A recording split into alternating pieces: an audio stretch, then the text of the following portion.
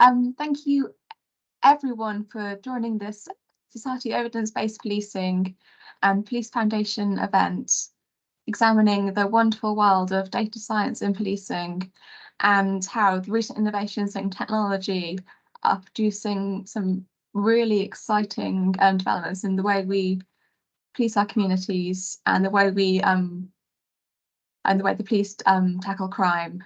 So our chair will be Deputy Chief Constable Al Murray from West Mercia Police, and he will take it from here. Thank you. Thanks, Ruth. It's good to see everyone, and welcome to this webinar. We've got people from around the world here. We've got India, Canada, US, Thailand, Denmark, New Zealand, Uruguay, Vanuatu, the UAE, Czech Republic, South Africa. It goes on. It's really good to see everyone, and loads from the UK, including West Mercia Police, which is great, and the Met Police, two brilliant police forces. I'd love to welcome our guest speakers. We've got some incredible people. We've got Dr. Magdalena Dominguez. She's a research economist from the Policing and Crime Research Group at LSE, who works very closely with Tom Kirchmeier.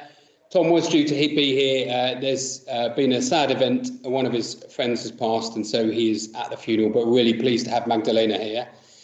She looks at the police-based approaches to tackling crime in urban settings, organised crime groups and neighbourhood characteristics of crime. We also have Professor Renée Cummings as our keynote speaker. She is a 2023 VentureBeat AI Innovator Award winner, an AI data and tech ethicist, and the first activist in residence at the University of Virginia for data science. She will be joining us lately, and she's incredibly well qualified to be here. Really pleased to have her speak.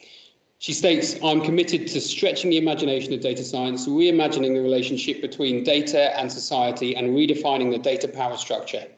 She works at the intersection of technology, power, and society. She's also a criminologist, so she's bang on in relation to what we're talking about today. So we start with an econometrician who is Magdalena. Then we go on to a professor of data science from the States. And then we move on to Lisa, who is chief data scientist in residence at the Metropolitan Police.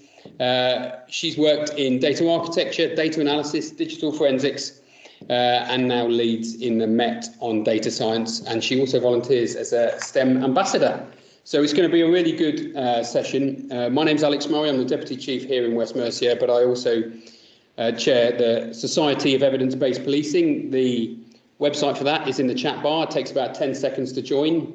SEBP is committed to using, producing and communicating really good quality research evidence to improve policing on behalf of communities. I recommend everybody to join.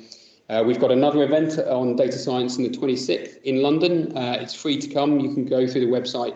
But most importantly, 9th and 10th of November at Brighton in Coventry in the UK is our annual conference. Again, all evidence-based practice, including data science, will be spoken about there.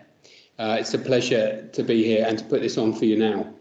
Why is data science important to evidence-based policing? Evidence-based policing is concerned with what is the research question you're asking and getting the best and most robust methodology to answer that question. So really, it comes down to integrity, trying to improve policing by answering those sticky questions and understanding often causality as well, what works.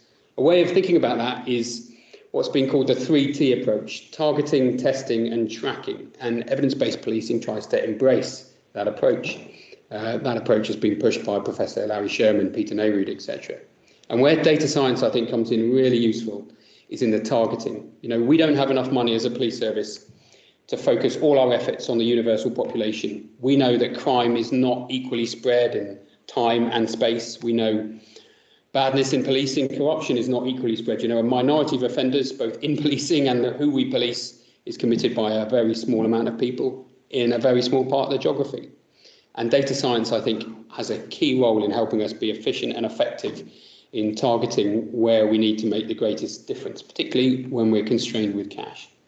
And so when I think about some recent examples of data science making a difference, I think about a sergeant in Sussex on patrol who worked out who were the people most likely to be assaulted in his police force so that you can do an intervention with them. you're just using a simple conditional probability technique. Or I can think of Tim Cubitt in Australia, who's really good at predicting using network analysis how corruption spreads through an organisation. Or I can think of West Midlands Police that did a great piece of work on understanding who the recruiters were in all the criminals that they observed. Who are the people who are bringing on the young ones? Because if you can target the recruiters, you can make a big difference in preventing crime. And again, they use data science to understand who those were. I've used data science a number of times, and Ruth, please, put a table in the chat bar. Whilst working in counter-terrorism, I was interested in what were the factors that predicted confidence in policing, and how did that vary as you moved closer to areas that were most vulnerable to violent extremism. And this is what sort of awakened my awareness around data science. And it's interesting. It was complex, but really useful. And we are full of opinions. But sometimes data science can come in and give us a much stronger understanding of causality and what the truth is behind the opinion we might hold. What affects, for example, confidence in policing in Muslim communities, which is what I was particularly interested in. And the data showed sort of unequivocally it was a number of things, but the thing that was most important was whether the individual had contact with the police or not in the last 12 months. And it was an inverse relationship. Where in actual fact they had a level of confidence and then the police eroded that confidence. And the strength of that predictor grew as you got closer to areas that were most vulnerable to violent extremism. The application for us as a police is really clear. The thing that best predicts confidence is what we're most in control of, which is our behaviours. And so that's what we need to focus on improving. Tom Kirchmeier, that I think Magdalena is going to talk about in a bit, has demonstrated a number of times the applicability of data science in policing. That could be solvability factors. What is the thing that best predicts how you solve crime and how you're most productive as well? And I think Magdalena is going to talk about that in just a bit, which is exciting.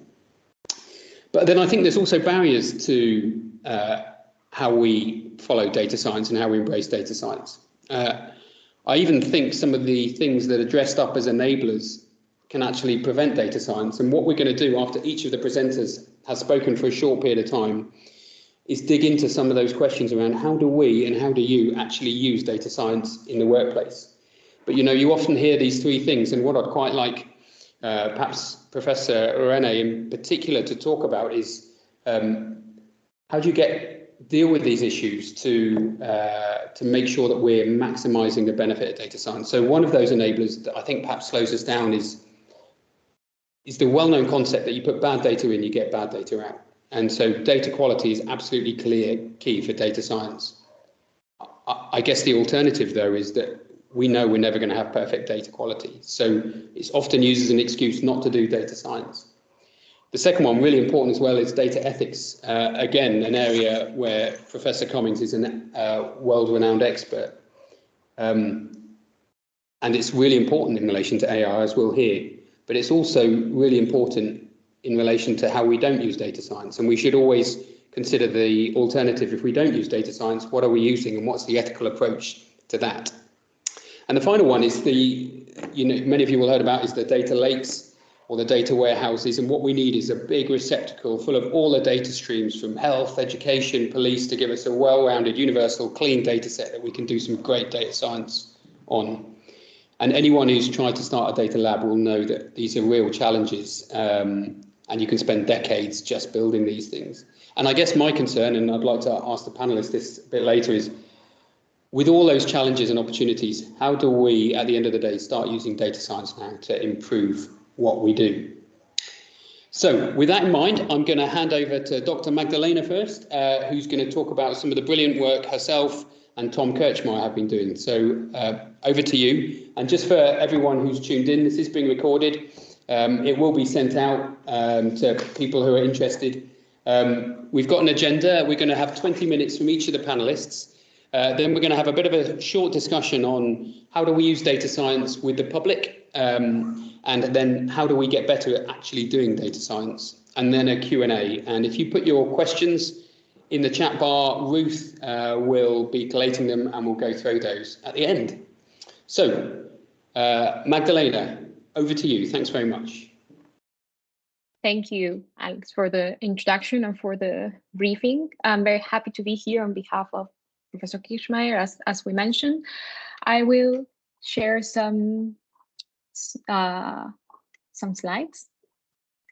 if I be able to. So I'll share content. Let's see if I can do that.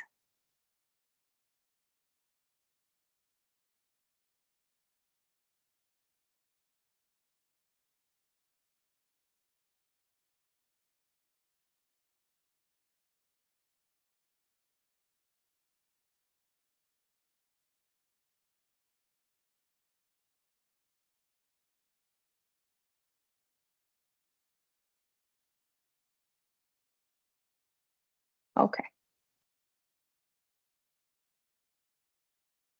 I think that now all of you can see what's on the presentation that I'm going to give today. Please do let me know if you are not seeing it or if it's not moving forward. I will appreciate it.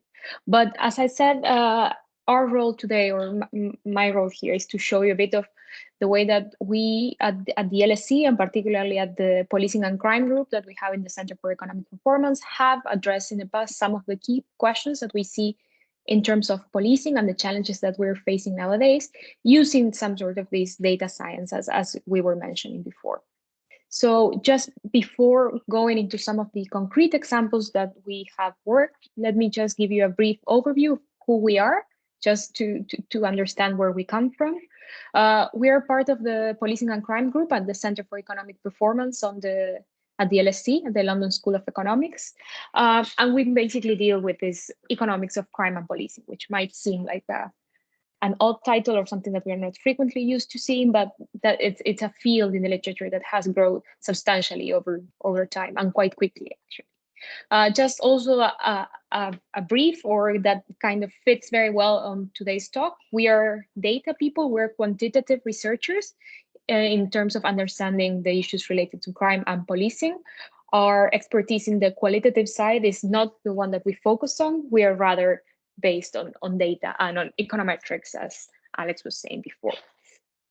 We have had tons of experience dealing with different data sets across the UK from the different forces, also in Europe and worldwide. So there is kind of knowledge coming from many places. And most of the things that we do is trying to see, well, testing some of the predictions that are coming from the economics of crime literature related to, as we were mentioning before, issues related to productivities, incentives, and also deterrence from the side of offenders. So this is just to give an overview of the things that we do. It seems that we're doing most things, right?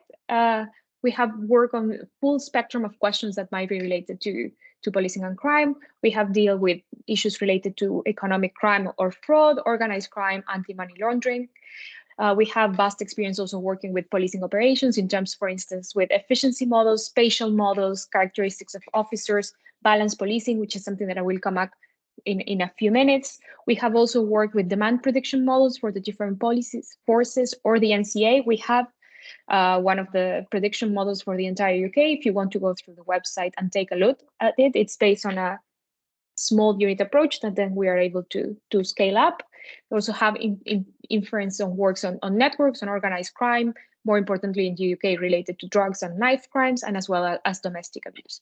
As you can see, there's a full spectrum of questions that we have worked throughout, but the important thing, as I was mentioning before, we're data people, we're econometricians, and most of the things that we are trying to do, or all of the things that we're trying to do, have causality at the core of this.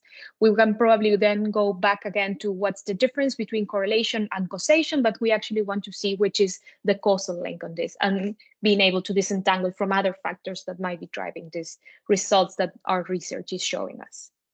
So just as an overview, this is what we mostly do. Let me just focus on some concrete examples for today's talk and show you a bit of the papers that we have worked, some research that has already been finished and that we have worked, and some of the other things that are currently working in this framework of key questions of policing using data science. Some of them, as I said, are finished stages. We are very confident in the results that we have, and some of the others is the things that we're working on right now.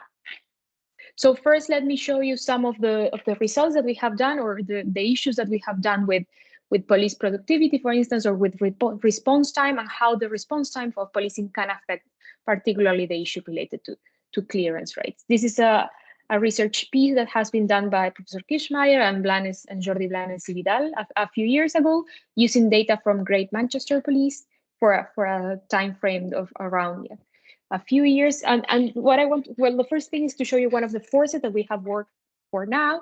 And then we're trying to see what happened in terms of response time. We're using some variation on the changes on police stations and how this somehow changed the distance to precincts and the response time that police could have.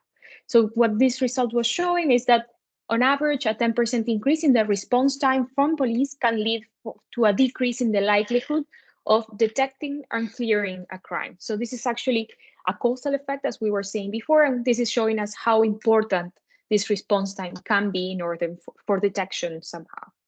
The way that another important thing in our research is not only trying to figure out what's happening, but also why is this happening, right? What are the underlying mechanisms, as we say, that could be affecting or leading to these results? In this particular case, what the results are showing are related to the mechanisms. It's indicating that the decrease in the likelihood of clearing or detecting a crime will come from the likelihood of making an immediate arrest due to this longer response time that is coming, but also from the likelihood that the suspect will be named on the spot, either by a victim or a witness. So these are the two mechanisms that are driving the results that larger responses time are leading to lower clearance or detections of crime. So this is what we're seeing, what we're doing, how we find it, why is this happening, and then what's the key takeaway? Maybe that's the last point to bring into these results. And we're seeing that, well, sometimes, or one of the learnings, it could be better to respond with local neighborhood officers if the response time that's coming from, let's say, from a central precinct is not guaranteed. And therefore, this is also something that we can do, or something that data science can be then taken out for, let's say, real life applications. What is learning from this? So this is one of the results that, or the articles that we're working in. Just to have you this full story in one picture, here I'm showing you the graph of the probability of a crime being cleared as a function of the response time that is taking. So as you can actually see, there is a very different picture if we're looking at both sides of the graph, right? When response times are very quick, we are seeing clearance rates close to 50%, whereas the longer the time it takes, for instance, if we take an hour, this clearance, it's also dropping for below 30%. So this is kind of a massive result on the importance of response time, just to give you this full story in just one picture. And so sometimes pictures are also quite powerful for us to retain information. So this is something, for instance, to take into account.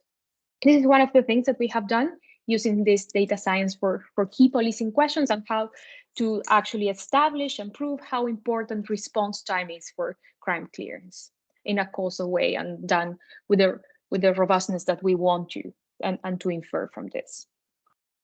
Another of the examples that we have done in our team at the LSE is related to productivity and teamwork, mostly related to double crewing. In this case, the data or the partnership that we have built was done with the West Midlands Police, and we're using data for almost 3 years. In this case, I must say that Alex Murray was also one of the key agents that were kind of fundamental for this double crewing in the West Midlands at that point. So maybe we can come up after that as well.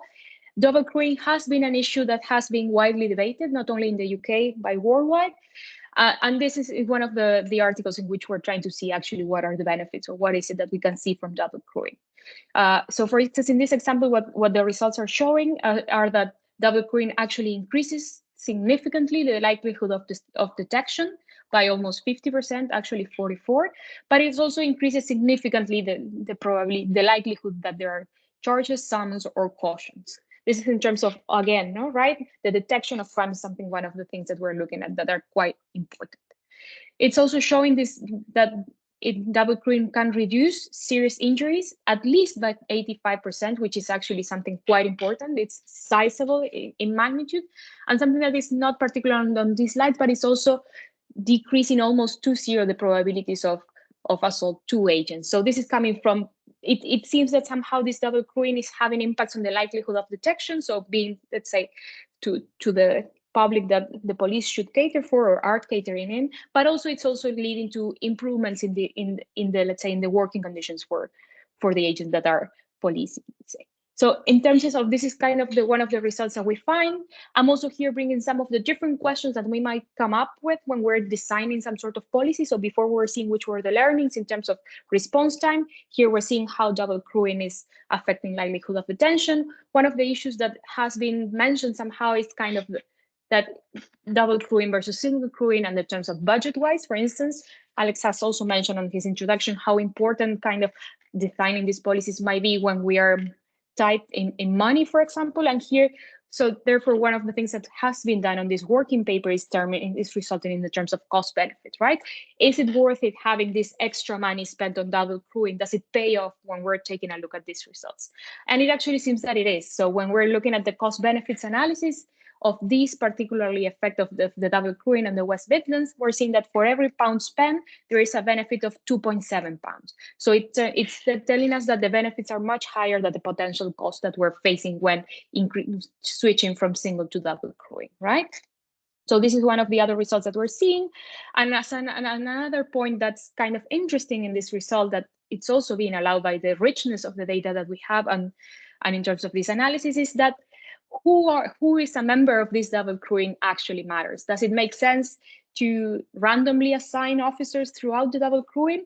Well, it seems that actually diversity matters where we are taking into this double crewing, as it seems to be most effective when we have different seniority across colleagues. So when junior and senior colleagues are being put in the same team, and as well as when we're taking a man and a woman as the officers working together. So in this case, we're seeing how important then not only switching from single to double crewing might be, but also the composition or the way that we think of this double crewing, right? It's not the same that taking it just, for instance, randomly. And here just show you again one of the results. Here we're seeing before and after the ban pattern happened, so the double crewing, and we're seeing which are the effects on detection of crime before and after. So the dashed line in the coefficients from before, it's telling us what's happening before, whereas the coefficients to the right are telling us right after. So as you can see from this graph, there is this jump, right, on the probability of detecting crime given the after the double crewing, and we're seeing that there is kind of a jump that is immediate and it seems to be persistent over time. So here's a bit, again, one picture for you to take away from this research. So these are kind of the two things that I wanted to show you from what has been done in the past, or that there are kind of more well-rounded pieces of research that have more structure and are available for you to take a look if you're interested in. Then some of the other things that we are working right now, the first one refers to balance policing. This is something that has also been on discussion before, right? Or when we're thinking about these 3 T's that Alex was mentioning before in the issue around targeting, right? Are officers actually spending time where they are needed the most? Are there areas that are being under policed? Are there areas that are being over policed in respect to what the crime levels or the needs might be regarding in terms of space? So here we're using a big data set in this case in which we are combining different points. So on one point, we're having information about officer movement data. So actually, where are officers spending their time? And in this case, we have billions of data points that are across different constables. We have the response time, the neighborhoods. We can define it the way that we want. And also in terms of time, right? We know we have very detailed data on this matter, which allows us to have very small levels of aggregation, both in time and space. So this is one of the sites that we have, right? Where are officers spending their time? And the other thing that we have, or that we're trying to combine in this model, is actually seeing where are officers or what they might be most needed, right? And from this is coming from the crime and incident data. And again, we have millions of data points that allows us to address or configure the data the way that we want to. This is something that, well, again, knowledge of how data might come up and the context where we're dealing it might help us also design better the way that we make this study. But again, the richness of this data allows us to do a very good job in the way that we are going to address this question, because we're being able to do it in a very fine-grained type of way. So we have on one side, where are the officers, and on the other side, where are the crimes? And here's where then we can somehow infer or make the analysis of, are officers actually spending time where they are needed the most? both in terms of space, but also in terms of time. For instance, time of the day, during the week, weekends, weekdays, etc.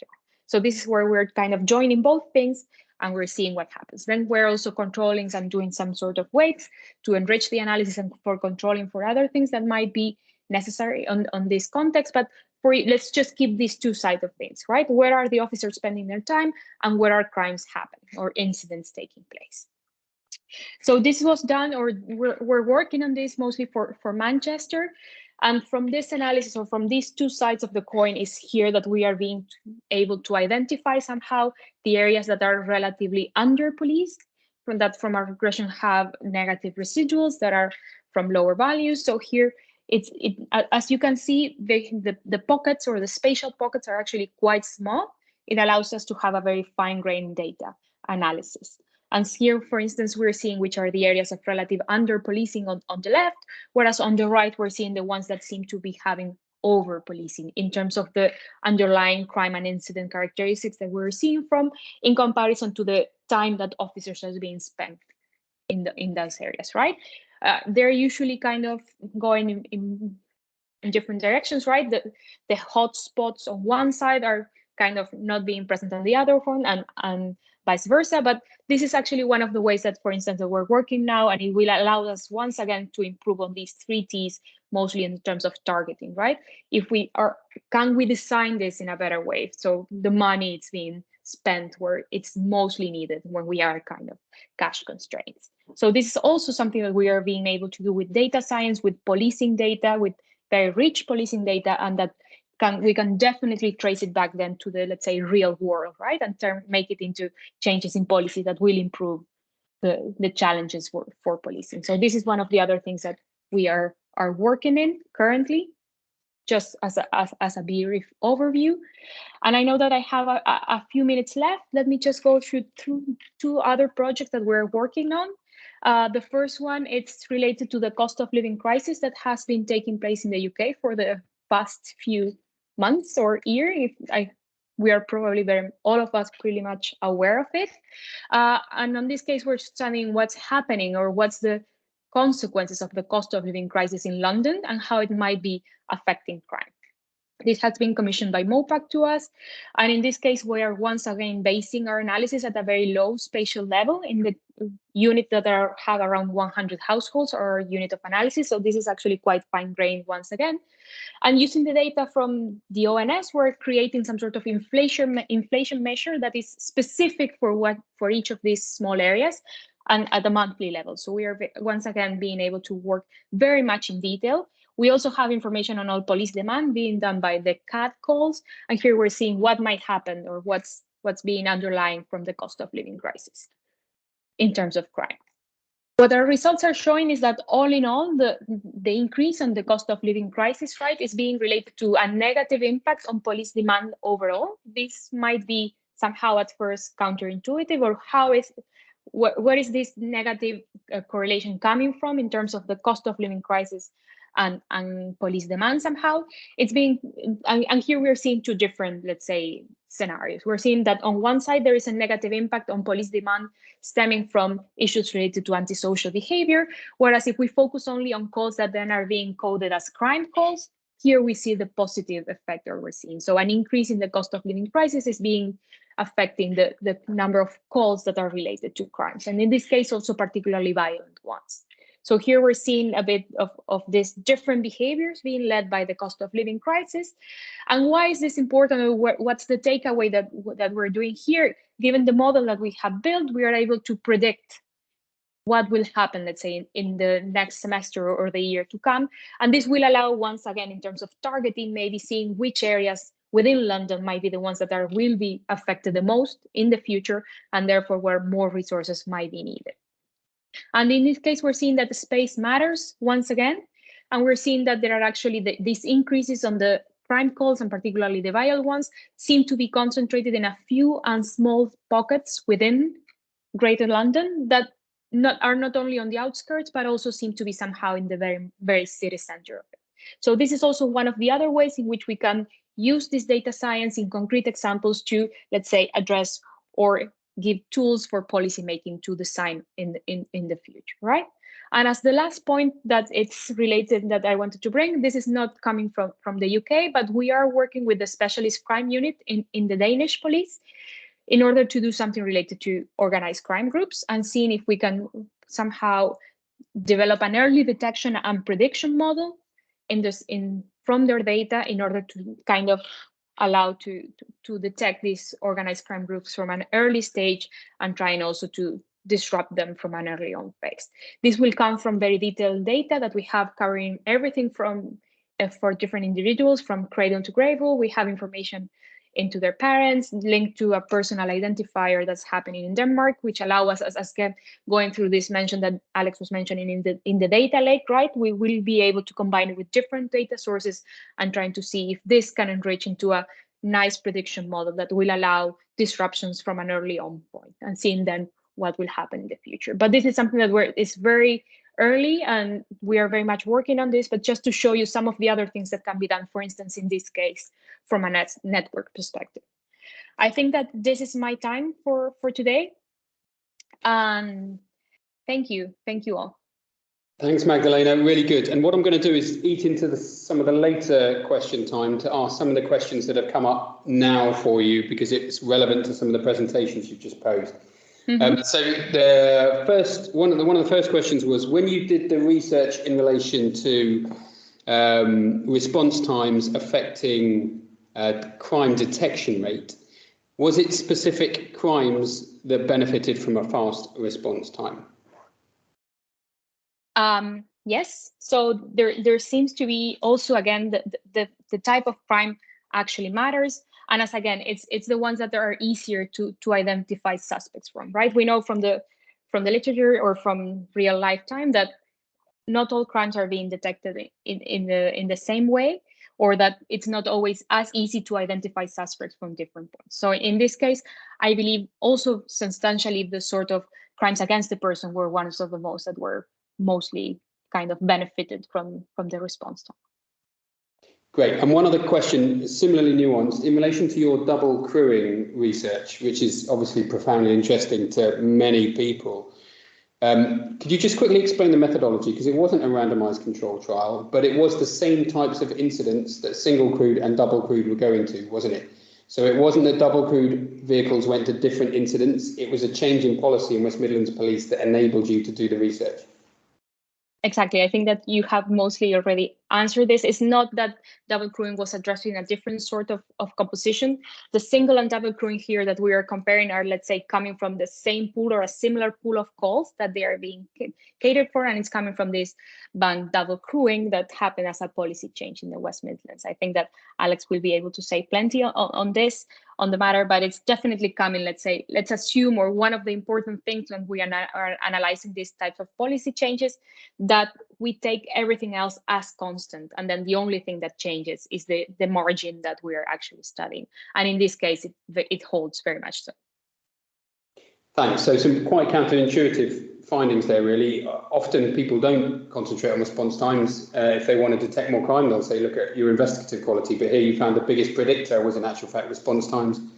And other people would say, you're more productive if you're single crew because you get to more jobs. But again, you've shown that the two people is actually greater than the sum of its parts. So interesting challenge to all of us, I think, in police leadership. Yeah, I think that there is kind of this discussion, right, that when single crewing, it allows for more visibility somehow across the different places. But in this case, in terms of the double crewing or the research that has been done, it's also related, for instance, for confidence for officers, or the being able to, for instance, split in the case that there are some car thefts, so for instance. So yeah, it's coming from those different angles.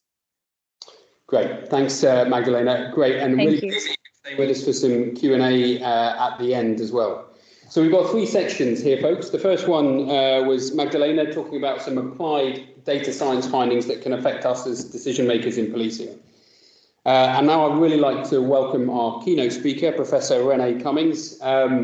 Professor, I introduced you at the beginning of the session. I'm not sure whether you were here, but we're incredibly privileged and pleased to have you with us. I understand you're in a hotel room somewhere in the world. You've got 150 odd police officers and police staff from around the world on this webinar. So I won't introduce you again, other than to say it's a pleasure to have you, and we're really interested in what you've got to say.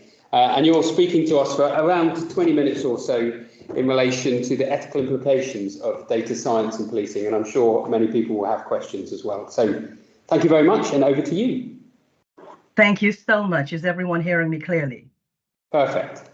Fantastic. So it is certainly an honor and always a pleasure to have the opportunity to engage in particular with law enforcement and individuals working in the criminal justice system, because for the last 5 or 6 years, I've been doing more and more work in artificial intelligence and building algorithms and doing less and less real-time work in policing, but spending a lot of time doing television policing as an expert on a TV show here in the United States called iCrime.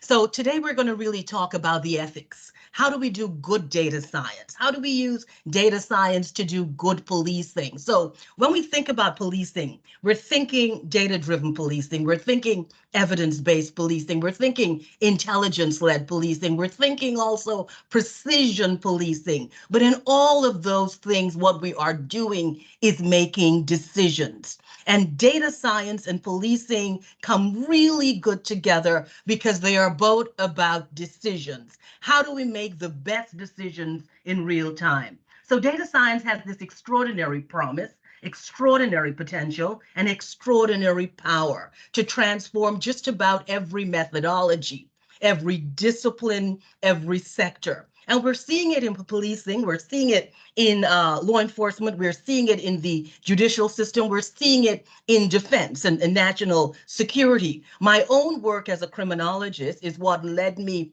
into the space of data science and artificial intelligence. On one hand, I was teaching police officers how to do evidence-based and data-driven policing and intelligence-led policing. On the other side, I was working as a criminal justice in the judicial system, particularly in the United States, and using these risk assessment tools that were really creating these zombie predictions and overestimating the risks here in the US of Black and Brown communities, marginalized, underserved, high needs communities. And we were using historical data to build these algorithmic decision-making systems or data-driven decision-making systems or our risk systems. And we were really not using data in the way in which we were hoping we would have used data or AI or just algorithms in general. So we have this opportunity to do great and helpful things with data science, but if we're not doing it ethically, we also have an unfortunate opportunity to harm many of the communities that have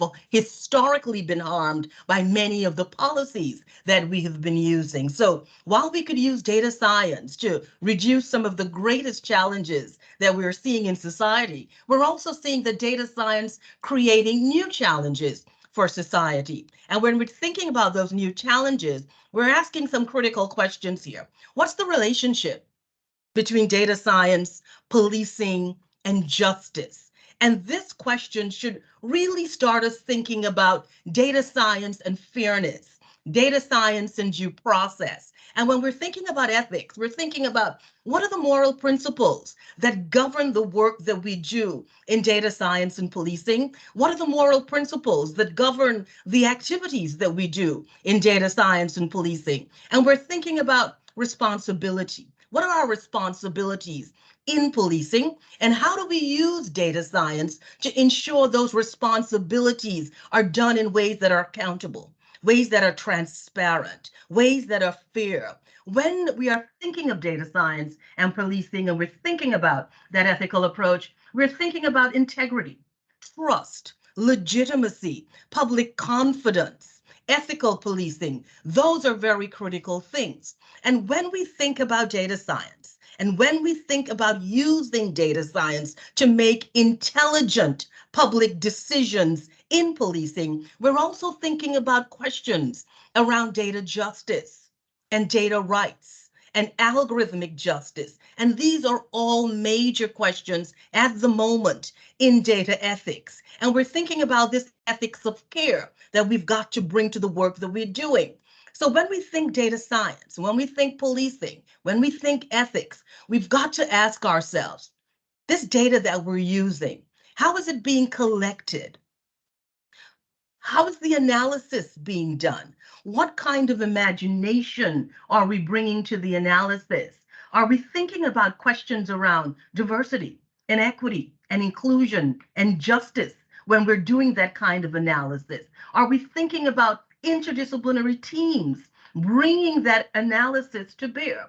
We're thinking of questions around storage and presentation and data sharing and data use and even data disposal. And when we're talking about these issues, we're really talking about how ethically aligned is the data pipeline that we are using to make decisions in policing or to build policing tools or to deploy officers in particular communities. In the US, we have this concept of hotspot policing, of course, cops on dots, and whether or not we're really using data science to bring a new perspective to the ways in which we are doing community policing, the ways in which we are deploying our officers, the ways in which we are giving our officers tools to actually use to do the job better, to make the job safer for them, to interact with communities in ways that could really reduce the crime rate. Because we know that when it comes to reducing a crime rate, the communities and the police are co-producers in keeping that crime rate down. So if we want to do ethical data science, if we want to do ethical data science that creates the platform for ethical policing, then we have got to think about questions around fairness. Because one of the big questions at the moment in data science is the question of those large data sets, large language models, generative AI, and the fact that these major, huge data sets are so opaque that in their opacity, they undermine questions around due process and procedural justice, because those are linked to fairness. So we're talking big data sets, we're talking data science, so we've got to think about transparency, accountability, explainability, reliability, all keywords, interoperability. How and in how many spaces could we use these data sets? Are they reliable? Or we could really build upon them? And questions around when we are building models with data. How are we auditing these models? Auditing is critical to accuracy. And we've got to ask ourselves, what are the kinds of impact assessment tools that we are doing on our models or we're doing on the algorithms that we are building? What about our vulnerability audits? What about our risk management approaches? What about crisis? Because if we use data sets in ways that they were not meant to be used, or if we use data sets to deploy decisions, not really ensuring that we have brought diversity and equity and inclusion into the mix when we were having conversations about how we were going to build these data sets, the things that we were going to design, the ways in which we were going to deploy, then we're going to find ourselves in many challenges. Case in point, not too long ago in Detroit, here in the US, police officers went to the home of an African-American woman, and she was 8 months pregnant and arrested. Why did they arrest her? Because they had images that they assumed to be that woman, images from a gas station where they said that she was part of a carjacking. Of course, she was arrested in front of her 2 young children who she was getting ready for school at that moment. She was 8 months pregnant. She was taken and she was put in a cell. She spent an extraordinary amount of time in there as a pregnant woman, 8 months pregnant. And of course, when it was eventually revealed, it was not that woman. Of course, Detroit, using some very, very old images and assuming that that woman was the woman in the picture when she was not. But what happened in that situation? We deployed a technology, the facial recognition, that in some spaces can do good if we're talking human trafficking, if we're talking, child protection or dealing with perpetrators who are impacting children. If we're talking about kidnapping, sure, we can use facial recognition in very positive ways. But we're also seeing this technology being deployed in a way that is unethical and really creating trauma, because now this woman has become of course, one of the poster cases of the ways in which law enforcement should not use facial recognition technology. And of course, now there's a major lawsuit. This case is also being used at the moment to bring a lot of understanding around the ways in which we need to do ethical data science in policing. But let's think about the trauma that it has caused this family and this individual. We've also got to talk about responsibility, because that's one of the most critical aspects of data science at the moment, because so much of data is being used to build algorithms, and these algorithms are being used in every industry, of course, policing, national security, as we are seeing in defense. And we've also got to ask ourselves, if it is we are procuring tech companies and startups and data scientists to work with our police agencies, to work with our officers, what are we really procuring? Do we really understand what we are procuring when we are buying these risk assessment tools, or we are buying these algorithmic models or algorithmic decision-making systems that are supposed to give us a particular kind of response and a particular kind of decision in real time to reduce crime and criminality, and of course, enhance public safety? So we've got to think about those impact assessments. We've got to think about how empirically sound and ethically sound are those data sets that we're using. We've got to also understand that we can have ethical innovation. Many times we believe that if we're doing innovative work, that, you know, we've got to just move fast and just get the thing done and not think about the ethics. But if we use ethics as a premise of design, we can really do things that will really surprise us, and not only surprise us, but encourage that public trust and that public confidence that leads to police legitimacy and allows communities to believe in the work that law enforcement is doing. So when we think about ethical data science, we're talking about human-centered data science. And human-centered data science thinks about questions of justice and due process and procedural justice and questions of equity and diversity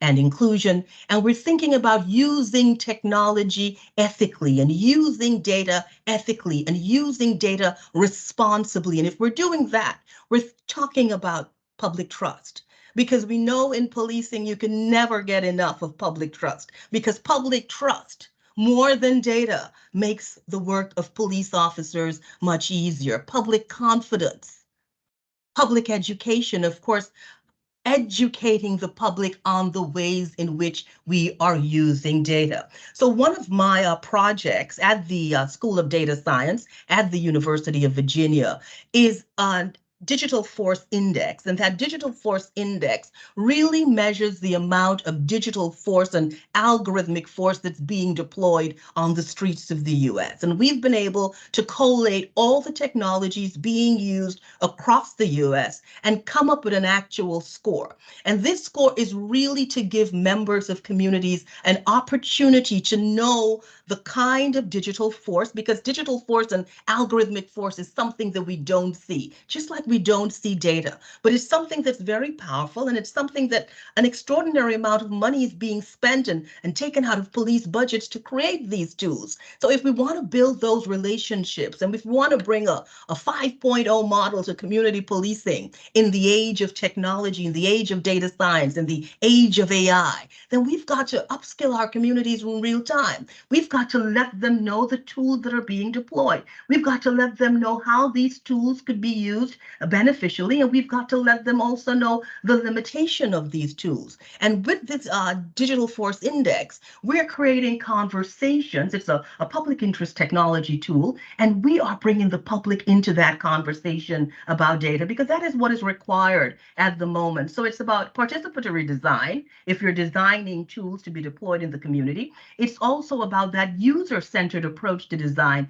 and it's always about stakeholder engagement when we're doing policing, when we're doing good policing, when we're doing professional policing, when we're doing ethical policing. And if we want to get that buy-in from the community, we have got to do good data science in policing. So whenever you're working with those data sets, whenever you're thinking about using data sets, you're thinking about that human-centered approach, you're asking yourself about the kinds of human oversight in the process itself. You're looking at questions around the security, robust security systems that you're using. You're looking at rigorous accuracy, and you really have got to bring that that duty of care to the work that you're doing. You've got to bring that heightened level of due diligence, because data is something that we just don't play with.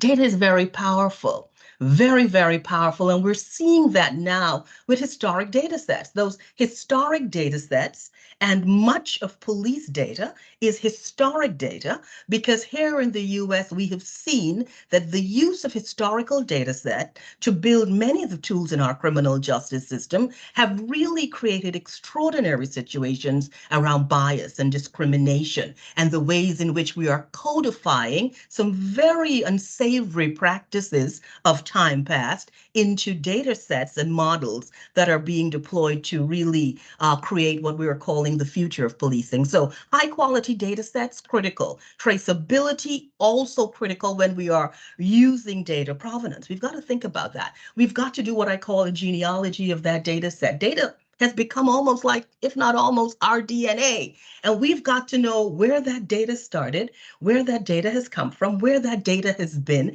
and all the decisions that data has made, and all the handlers of that data, also very critical. So if we're doing ethical data science and we're building that ethical data pipeline to be used in the work that we're doing in policing, we've got to think about how that data is being documented. And we've really got to think about bringing that interdisciplinary perspective, that interdisciplinary imagination to the work that we are doing. So if we're building with criminologists, criminal psychologists, forensics, police officers, criminalists. We're building with other stakeholders from the communities. We may be using social workers, educators, even persons who have been formerly incarcerated, or even persons who are incarcerated at the moment. So we are bringing that kind of interdisciplinary imagination to the work that we're doing to ensure the things that we're designing, developing, and deploying, those things that are going to hit the street are really going to have the kind of impact that we want. So when we think about those data, we've got to remember those historical data harms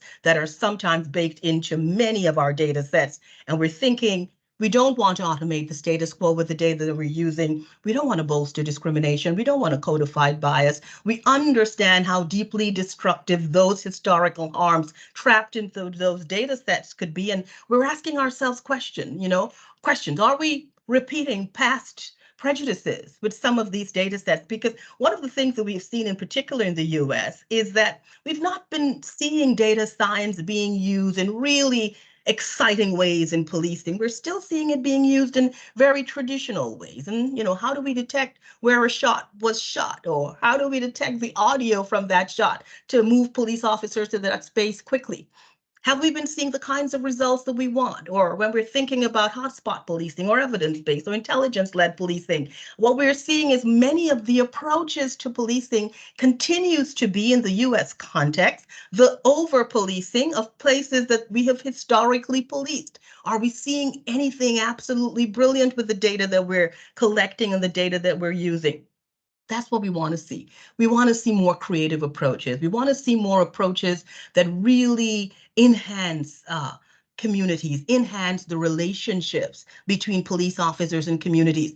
We want to see data being used in ways to enhance officer safety. Of course, enhance officer decision-making in real time. We want to see data science being used to reduce things like police violence, and to really bring more of an enhanced approach to the ways in which we flag officers who may need an early intervention to really deter situations of corruption, or officers going rogue, or officers engaging themselves in violent situation in the communities, or officers putting themselves and the communities at risk. The risk. That's what we want to see with data science. And that's why it's so important to think of the data and to think of whether or not we're using those historical harms. So if we want to do good data science, and if we do good data science in policing, then we can probably do good policing, but we've got to think always of questions around justice, questions around democracy and social good, and just 4 things that I want us to remember.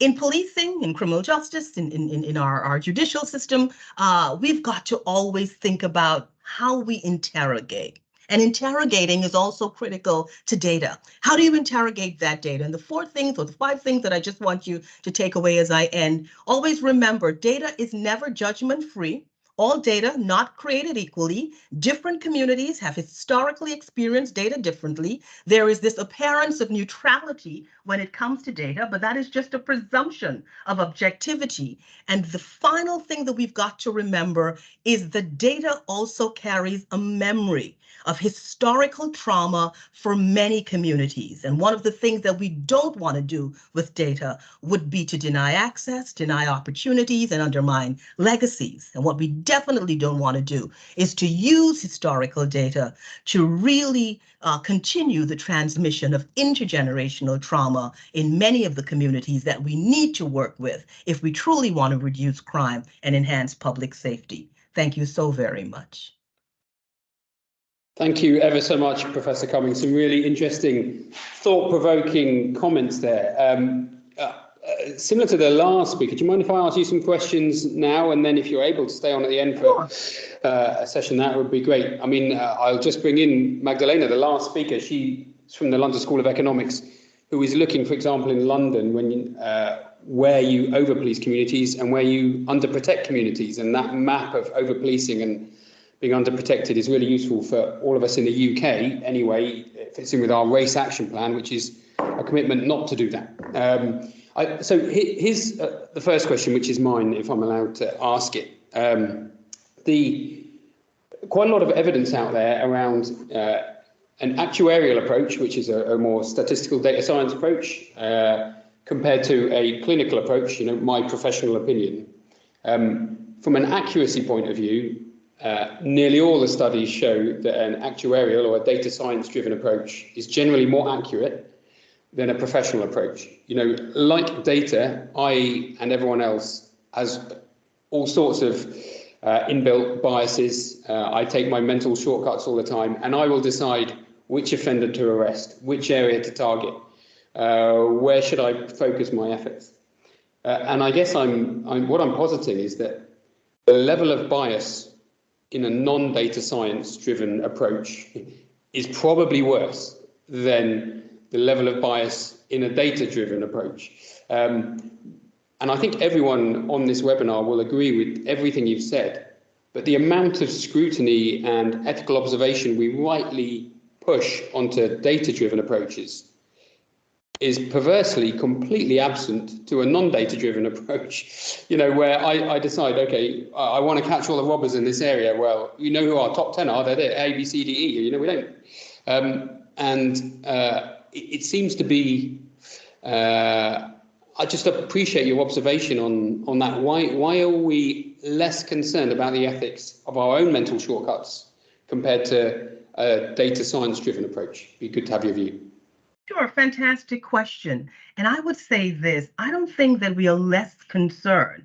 I think historically we've done things in a particular manner. And of course, there's bias in the clinical or the human approach, and there's bias in the statistical approach. Now, one of the things that we've got to think about the statistical approach is not done in real time, and it's not done in a real environment. Many of those decisions are made using data set that has been gathered in a particular way. When we talk about how that data has been collected, what is the research question? Who's collecting that data? What are their own biases that they are bringing to the research question or the design of the ways in which we're going to do the research, or just the methodology in general? And one of the things that we've got to understand, and we have seen in data science, and we're seeing more as we're designing more and more algorithms, is that we continue to design these algorithms, and these algorithms continue to present these very unique challenges along the lines of bias and discrimination. What we're also seeing, because here in the US, we just did a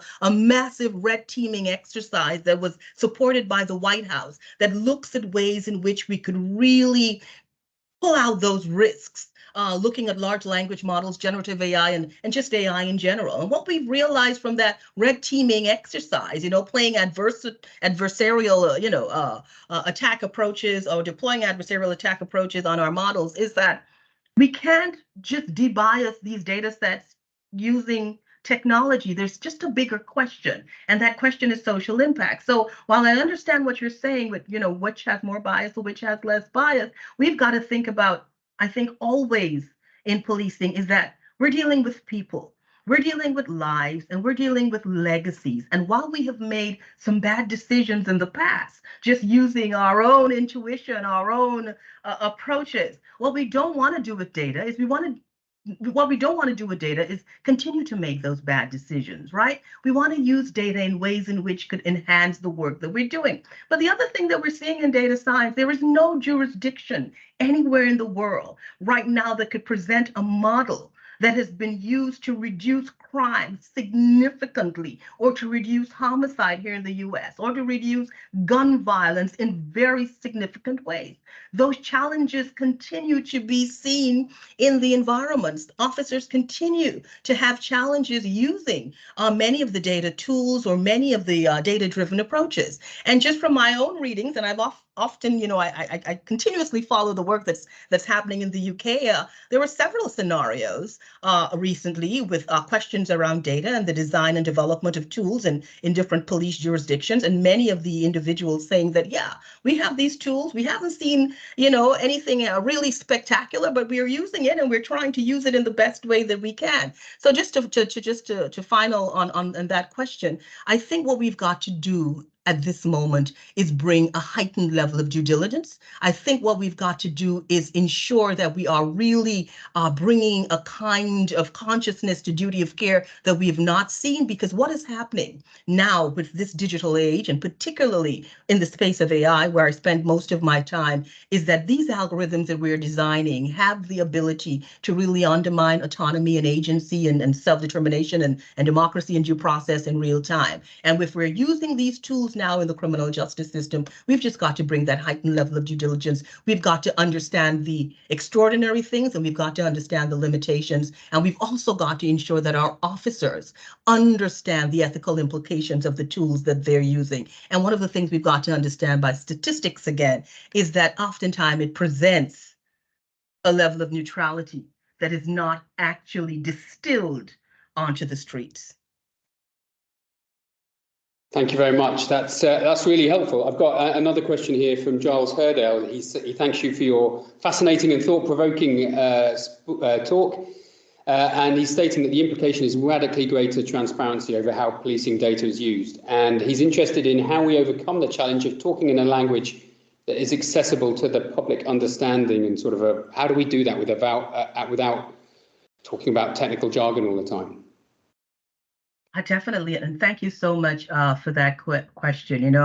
I have a fellowship with an extraordinary organization here in New York. All Tech is Human, and I think that really says it. For me, it's always about all technology is human. Technology is built by humans and it's built for humans. Technology is a tool. It's a tool that we could either use irresponsibly or a tool that we could use responsibly. One of the greatest challenges at the moment in artificial intelligence is public engagement, is stakeholder engagement, is how do we get our communities involved in this conversation? How do we build technologies with the interest of the public in mind? So if we want to talk to our communities and we want to engage them in this conversation around technology, I think the first thing is that everyone's using technology. Everyone is using technology. Just some of us still don't understand how our data is being gathered and packaged and sold and resold and shared. But I think what we need to do is have these conversations. And if we're designing tools or we're deploying tools or we're procuring tools to be used as ways in which we can use reduce crime and criminality and violence, I think it's important to present it to our communities. I think most police departments do have town halls, they do have community engagement, and just get the feedback, just get that feedback from the communities. And also asking sometimes, I think here what we're trying to see is that many of these tools that we're building, do we really need them? Or are there other ways we can spend that police budget, or other things that we can do in our communities that look at young people and the ways in which we can change their trajectories? Or, what are the things that we can do? So I can say just have the conversations, initiate those conversations, and understand. I think people need to understand that data, when we think about it as a collective, is people. That's helpful, thank you. I said that was going to be the last question. Of course, they keep coming in, so I'm going to ask you some more and just erode our question and answer time later. So there's someone here called Nick Dale. He says, thanks for the fascinating talk. He is literally sitting here drafting a policy for the use of advanced data analytics in policing. So the point about intergenerational trauma being in data is really powerful.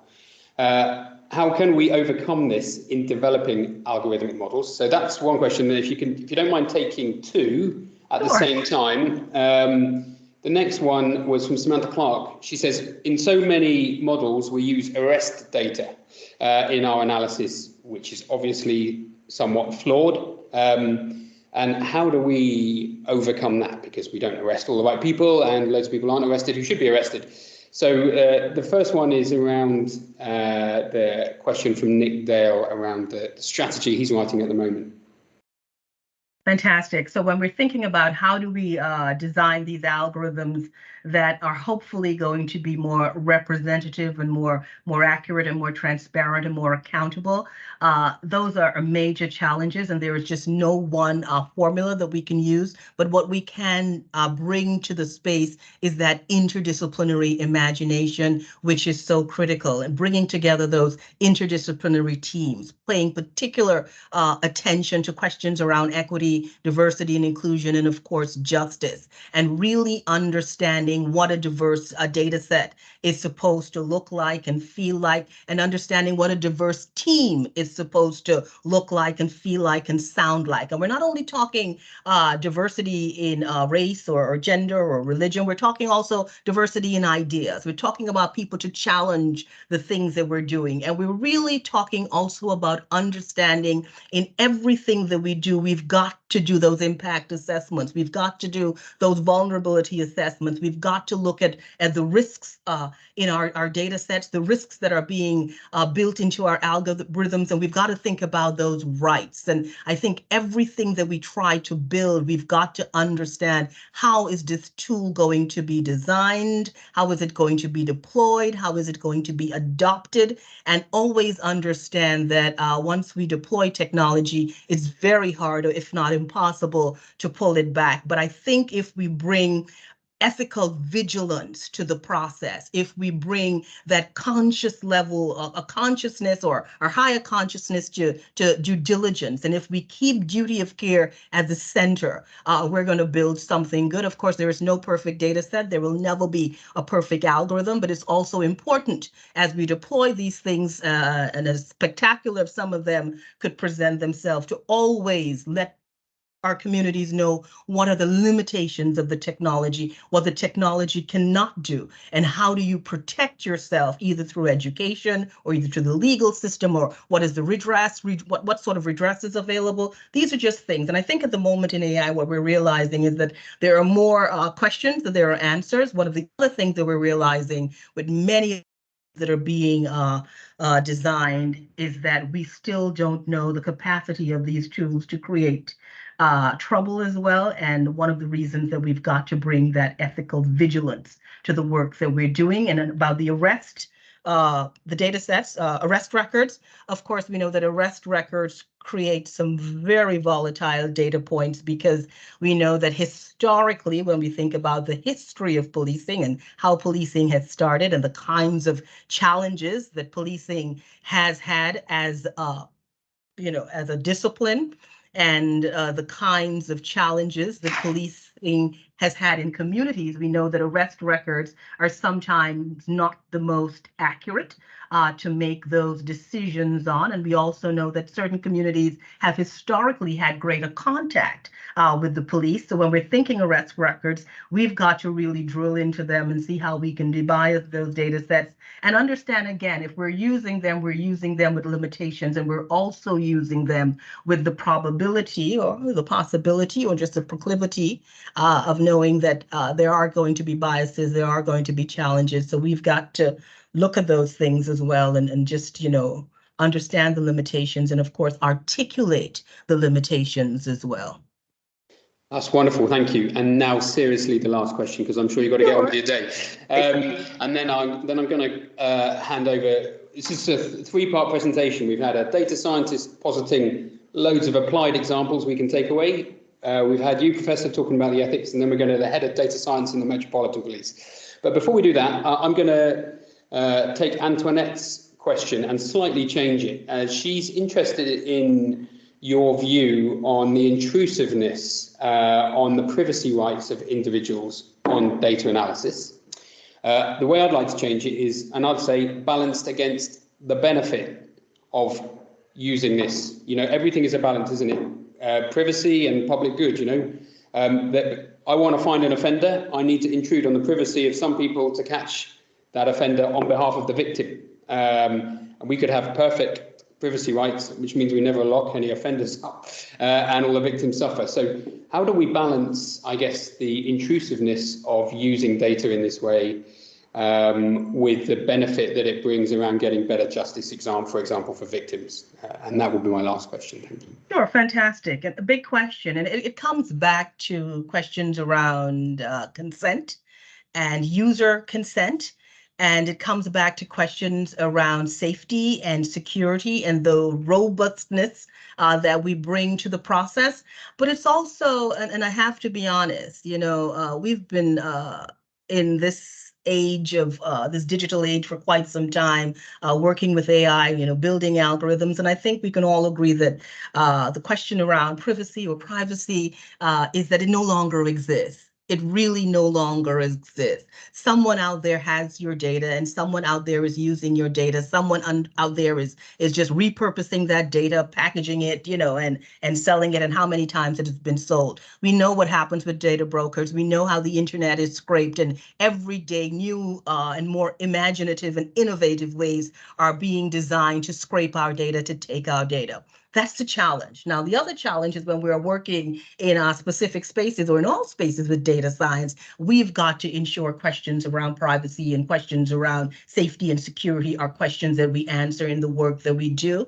At the moment, we see that even in the realm of cybersecurity, there are extraordinary risks there, and every day we're seeing new risks. But I think what we've got to do always is bring that ethical vigilance into the space, bring that heightened level of due diligence into the space, and understand how critical these things are, and just do our best to use the kinds of tools that we have to fortify systems, you know, to protect user data. But what we're also seeing is in the many ways that we're doing all those great things to you know, deploy that level of protection, we're also seeing that daily new approaches and attacks are being deployed to really undermine those systems. So that's going to be the continuous fight and the continuous battle in this space, particularly now when we are in the age of AI.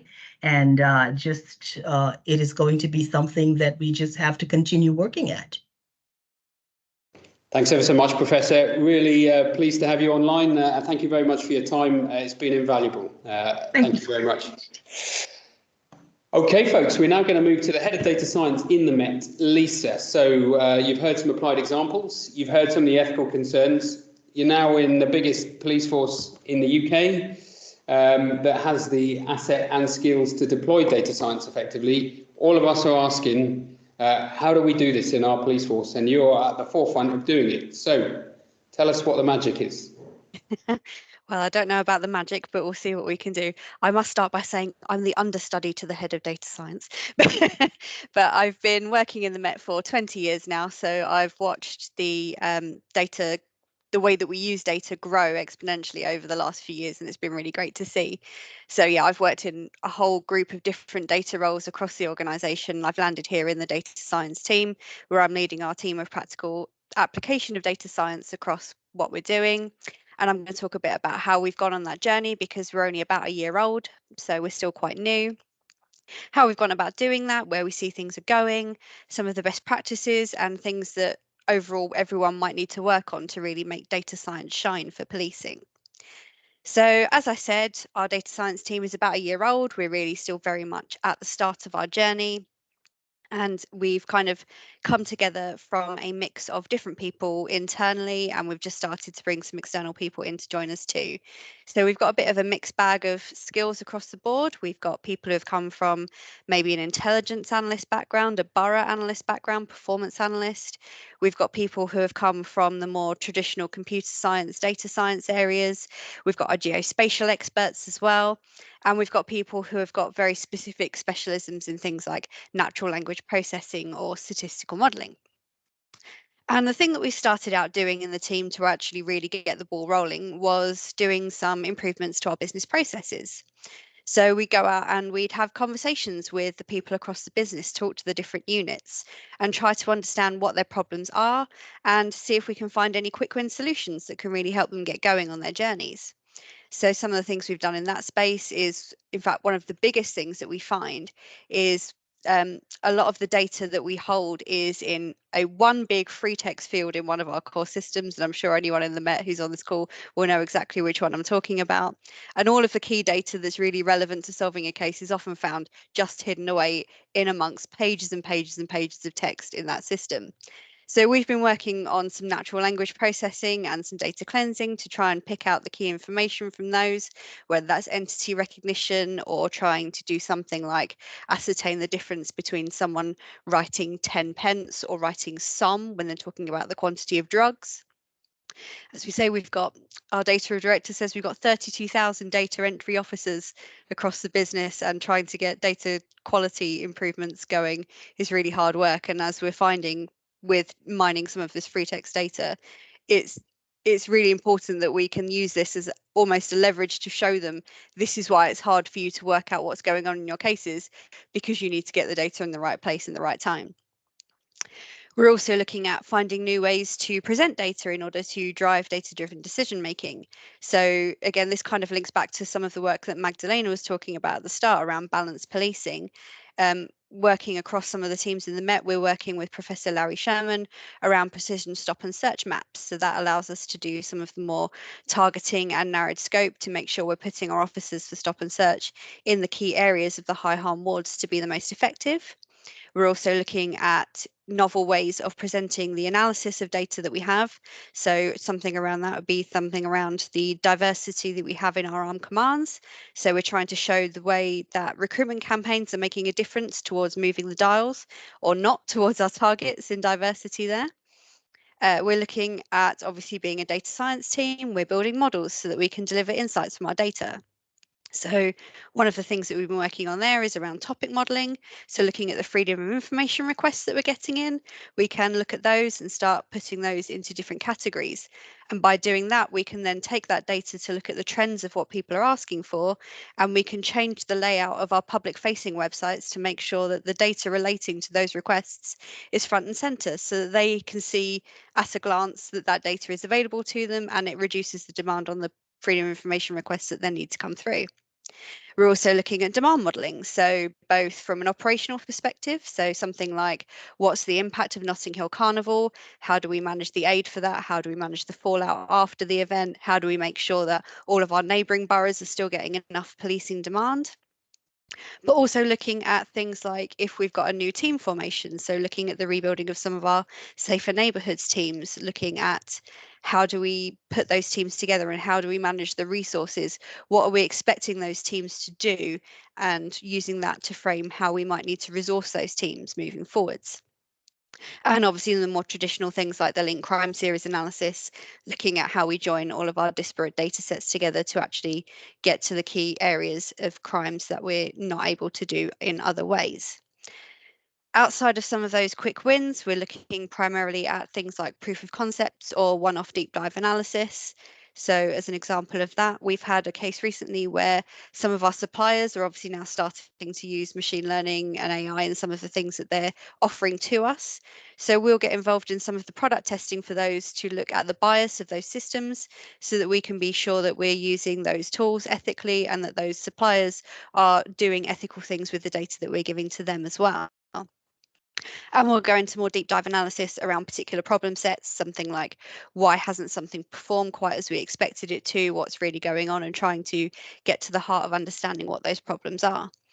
And the big thing for my team at the moment is we're also moving towards a cloud delivery model working with Microsoft. So that's a whole new way of working for us. It's a whole new set of challenges that we're trying to face. And it's got lots of potential for us. So we're looking at some of those proof of concepts that we've been working on before and seeing how we can build those into use cases for use on that platform, and having discussions with the business about where we can prioritize how we move that forward.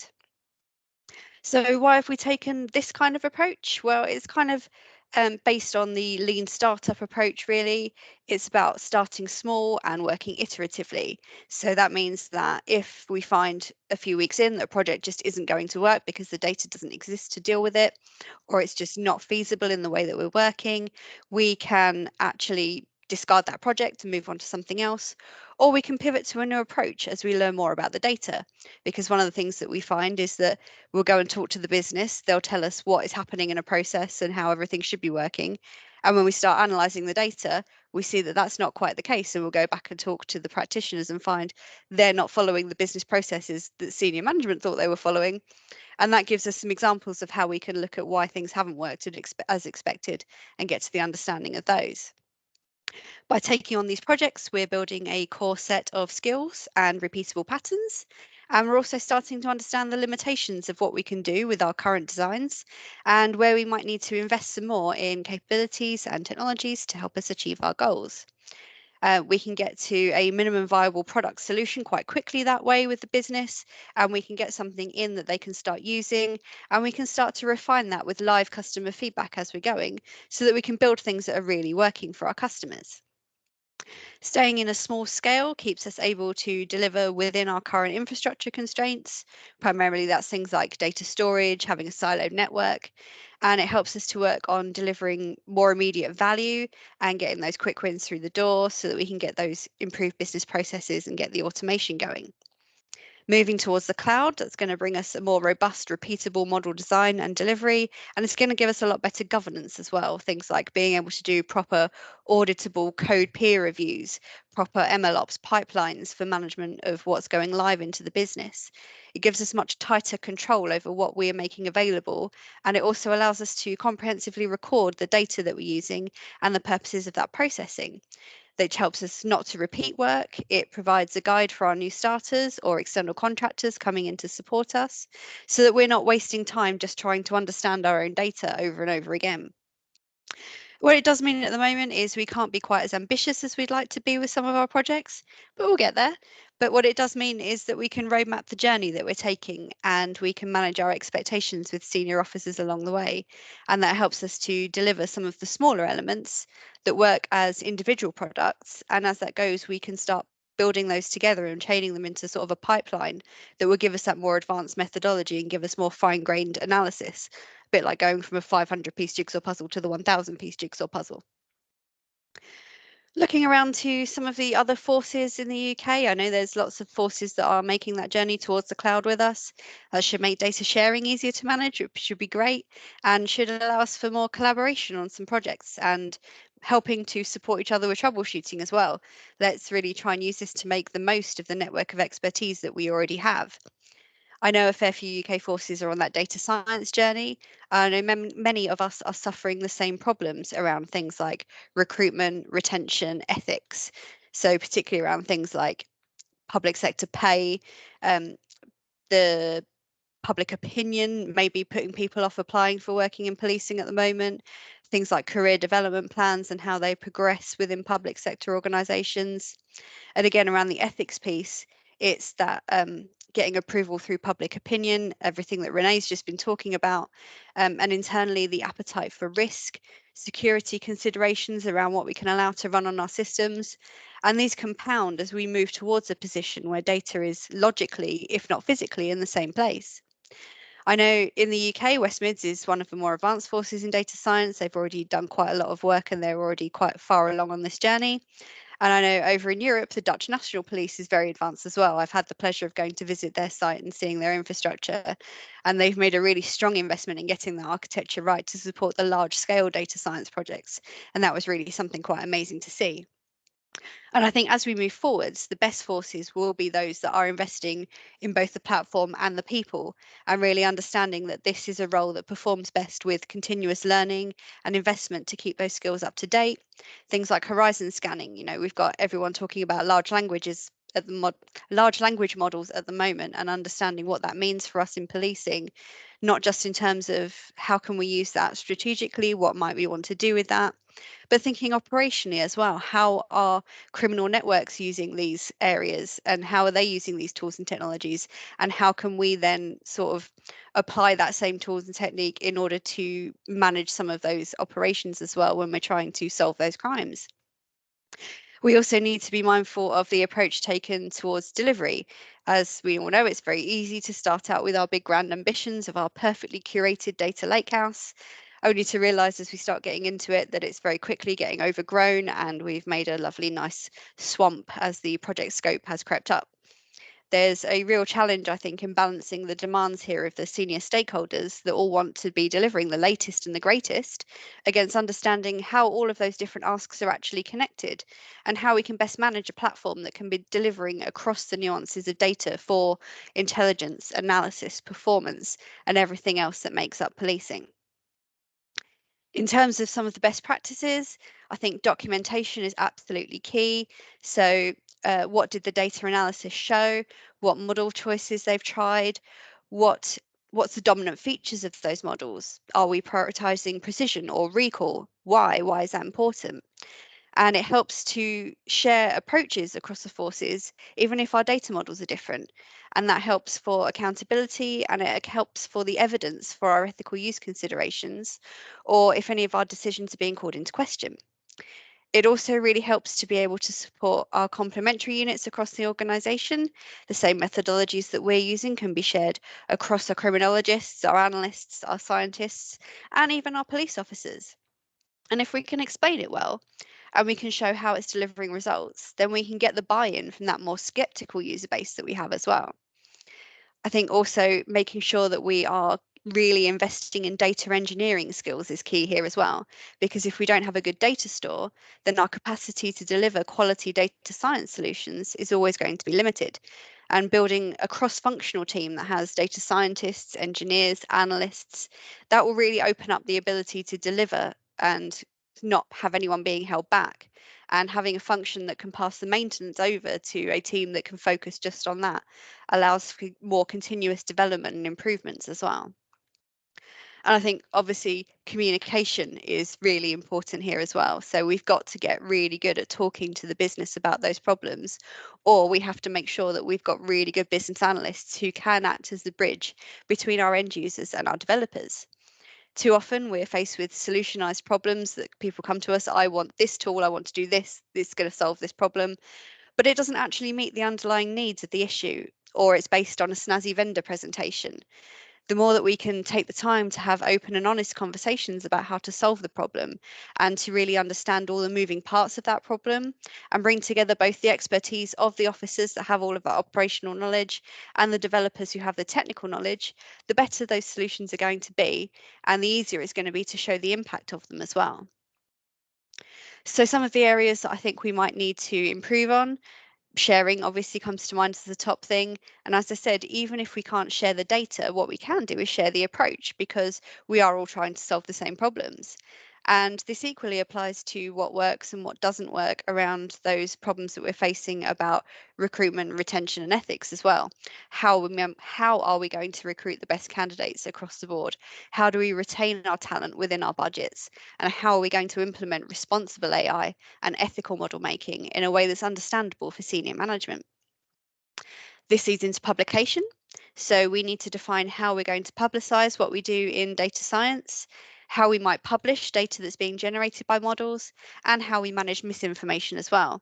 I'm sure you've all seen it's very easy with the published crime data at the moment for people to create the narrative that suits their agenda, and publishing models or data from models is going to open up more avenues for people to take advantage of, which again links back to why the documentation is such an important practice to get right from the start. And again, tied very strongly to this is data literacy as well, because if we don't upskill our customers to understand their data, they're never going to ask the most meaningful questions. We're not mind readers, so equally we have to be putting on that business analyst hat to help people walk through their problems so we can start looking at it from the angles that might be missing. And this applies not just to those problems, but to people's understanding of what data science is and what it's not. So those conversations around things like responsible AI can have some sensible grounding as we're going forwards. So I'll give you a bit of a whistle-stop tour there. In summary, I think there's still quite a long way to go. I think there's endless opportunities to leverage the power of data science tools and techniques in policing. And with data-driven decision-making in the spotlight, we're really in the best position to start making progress. And there's more demand than ever in this space too. So we really should be taking advantage of that and making sure that we're building up our record of achievements and building our portfolio of products. I think the more we can collaborate and share what's working and what's not between forces, academia, other agencies, the stronger that position becomes. And as we get to that position, we start showcasing our achievements, we're working together. That means that we can start drawing in some of that talent and support from outside as we're showcasing what it is we can do. And so I really look forward to seeing what data science looks like across international policing in the next 12 months. I think everyone's really starting to hit in their stride at the moment, and it's really great to see. And that's it from me. Thank you very much. That's great. Thanks, Lisa.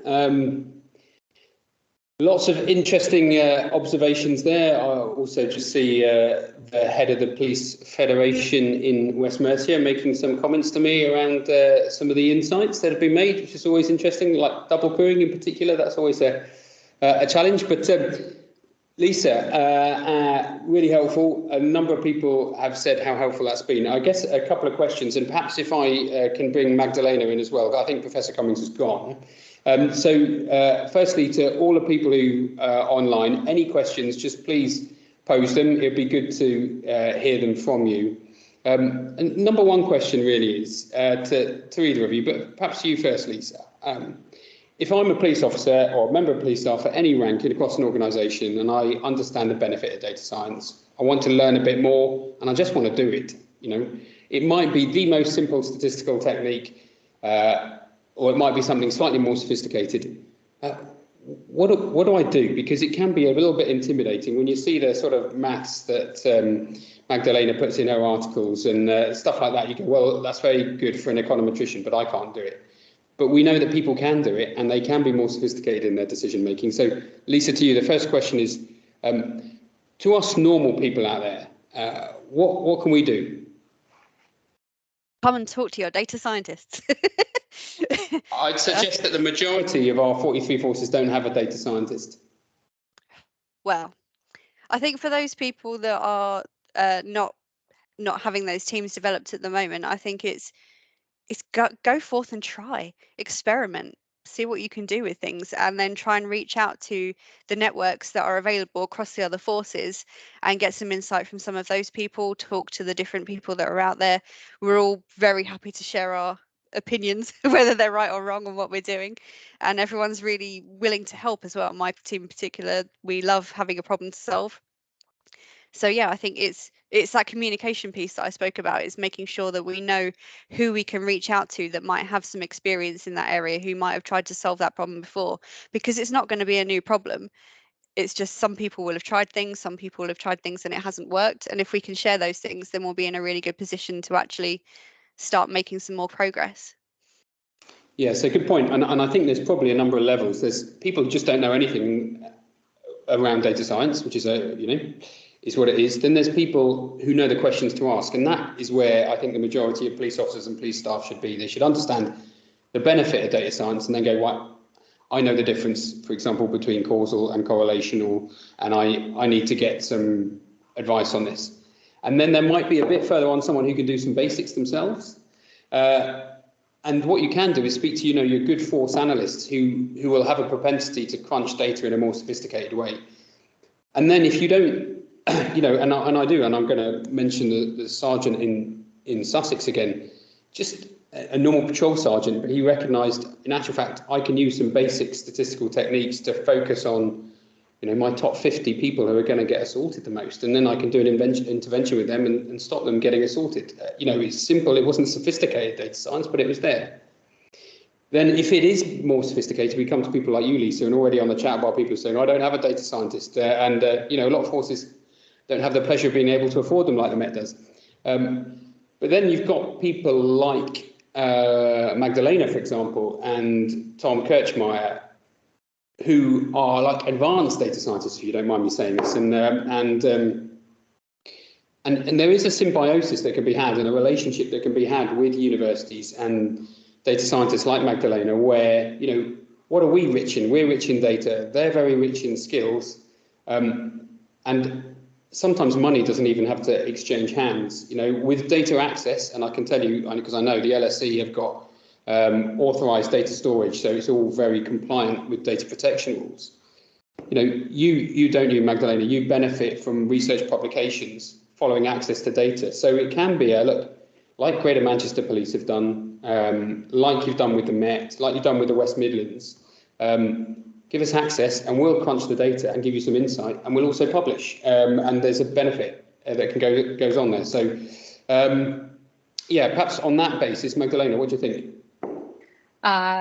I absolutely agree with what you were mentioning. I understand that sometimes these things to the outside might seem daunting or kind of quite far out, but then I think that the collaboration between the forces and the universities in general, it's something in which we can make substantial progress, and also some things that we as researchers might have some questions in our minds, but then going back to what you were mentioning, Alex, from being on the field or for being in charge of a force, maybe we are not asking the top questions for you, or that might be the most relevant one. So this back and forth is where it's an enriching kind of environment, and of course this is kind of important. And the other thing that I might also mention on this matter is that in the sense of collaboration, we might be doing some of the things that might seem advanced or anything, but it's also important for the data literacy, as Lisa was saying, and actually delivering something that for the forces then might be able to replicate within, or and therefore leave some sort of product at the force as well. Yeah, that's great. Just picking up the questions in the chat bar, and doing some household announcements as well. At the beginning, we mentioned SCBP. This webinar is with the Police Foundation. Police Foundation, UK's only independent police think tank, and they have good quality of insights. And we, a group of people, the Society of Evidence-Based Policing, is just professionals in policing and police staff who want to be more evidence-based. And so it's an independent charity. We've got a rather naff website that everyone's put on the chat bar. We're partnering also with the Youth Endowment Foundation to professionalise that shortly. So we are getting better. And SCBPs are sort of sprouting up all around the world at the moment. Police forces wanting to professionalise themselves from within. That's I guess our USP. And we've got some members like Detective Chief Superintendent Neil Ralph from Devon and Cornwall. He's online now. And I think there is a very strong relationship between evidence-based policing and data science, data-driven policing, and it's something the Met and your current Commissioner, Lisa, is very keen to focus on, isn't it? Precision policing. You know, how can we be surgical in our interventions? Because A, it's most effective, and also it's most efficient. I'll just check. I can see there's another question coming in. Okay, good stuff. Are there, Lisa, any other comments or further insights you'd like to bring? And I'd perhaps like to ask both of you one thing. I think probably for the people like me online, give us the definitions, right? Because you've heard it particularly from Professor Cummings. She's splitted between data science, statistics, AI, ML, artificial intelligence, machine learning, like there was no difference. And we talk about data-driven policing, and we talk about precision policing, and there's a danger that everything means everything. So I think definitions are quite good. So perhaps if I come to you, Lisa, and just give us the elevator pitch on AI versus ML versus data science. So I would say data science is the overall encompassing piece of everything, and I would say ML is more of the targeted models around things like, is this gun real or fake? Is this person talking about violence, drugs, something else? It's the kind of thing that's very statistical based typically, and it's the kind of thing where you can actually backtrack that model and understand how it's come to those decisions. When you move more into the AI space, it's more trying to replicate what human intelligence can do, so it's a bit harder to then try and map that back because it's going through so many levels of layers to actually make its decisions. And that's more around things like, how do I get from A to B in the most optimal route? What the kind of Siri and Alexas that we have in the world, that kind of thing. Great, thanks. And anything, would you like to say that, Magdalena? And, you know, even a lot of people, I think, on this webinar are going to have a reasonable amount of knowledge, but there's even some of the basics we in the policing don't grab, do we, like causation, correlation, and the difference between the two. Have you got an observation there? Well, I think that in this case, it's quite important when we're making this analysis of distinguishing between these two, right? When we think of correlation, we're just saying that two things, for example, A or B, are related, and we see that there is an association between the two of them, but we can actually not see where it's coming from, right? If A is leading to B or B is leading to A, or there's something else, C or Z, that is might bring it up to the two of them. So here's where correlations is just giving us a measure of how things might be intertwined, whereas causation is actually leading us to A is causing B. And this is what we actually want to do when we're doing our research, right? Understanding where the effects are coming from and the direction from these things. Yeah, thank you. And in the whole world of sort of evidence-based practice, normally there's two types of questions. There's the what is effective, which is often where you require the causal link. And often you will see people laying claims to all sorts of things, including people like me saying, since my leadership happened, crime's gone up or crime's gone down, and normally crime's gone down. And I infer that, you know, crime's gone down because of my leadership. But if crime's going up, I will blame everyone else. And, you know, that's where you have the problem between causation and correlation. And that's why you need data-driven approaches there and causal links. If it's why something works, then often the best methodology is some qualitative insights done, again, rigorously and robustly, where, you know, you are doing proper sample sizes and proper interviews with people to really understand the why question. I've just got another question here from Patrick, and he says, Lisa, do you have a formal approval process for developing and using data science models? You have answered, but for the benefit of the crowd. Yeah, so we're kind of baking it in as we go at the moment, and as we start moving towards putting actual models into live operational use, those will be going through our governance boards, and we're kind of treating them just as we would any new software solution that comes through to the Met. So it has to go through all the different levels of governance around security and accreditation and anything else that it would, and obviously we'll be building ethics into that as well as part of that process. That's great. Okay, I'm going to ask Ruth Halcon to come back online and turn on from a Police Foundation point of view. Again, I would ask everyone to refer to the Police Foundation website. There's some great stuff on there. Ruth has just authored a brilliant document called Contact and Confidence in a Digital Age, Improving Public Police Relations with Technology. It was just out in the last couple of days. I recommend everyone reads that.